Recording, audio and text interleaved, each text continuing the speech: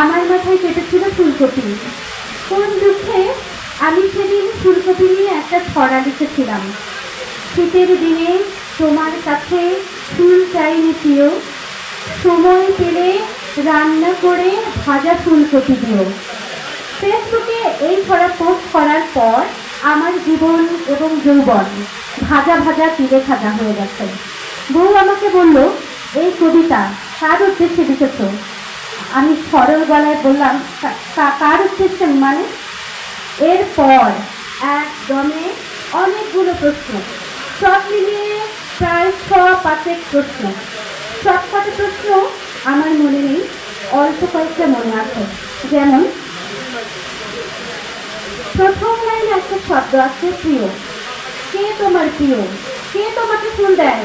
কেন ফুল দেয়? কিভাবে ফুল দেয়? কোথায় দেয়? দিনে কয়বার দেয়? কি ফুল দেয়? আর কি কি দেয়? কি কি দিতে বাকি রেখেছে?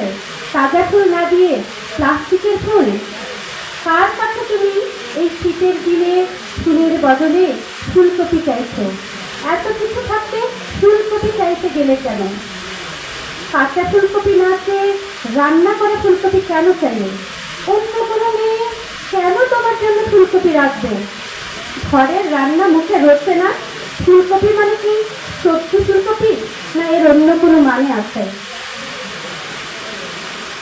সারা জীবন ফুলকপি খেয়েও স্বাদ মেটেনি, আর কত ফুলকপি চাও? কবে তোমার পেট ভরবে? বুড়ো হচ্ছ আর খেতে পারছে না, পেয়েছোটা কি তুমি? তোমাকে কি আমি খেতে দেই না? রাস্তাঘাটে ফুলকপি খেয়ে বেড়াও, আজ ফেসবুকে চাইছো, কালকে কি থালা নিয়ে রাস্তায় বসবে?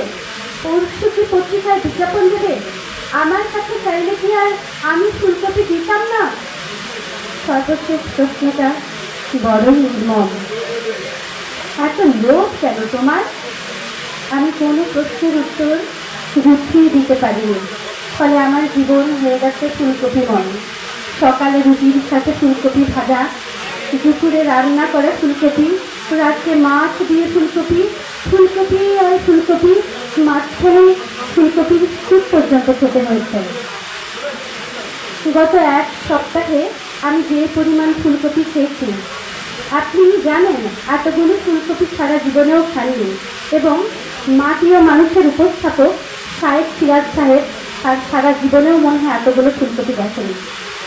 আজ সন্ধ্যায় বললাম, আদা দিয়ে একটু লালটা করে দাও, সর্দি লেগেছে। ও বোনরা মুখ করে চা বানাতে গেল। আমি ভয়ে ভয়ে রইলাম,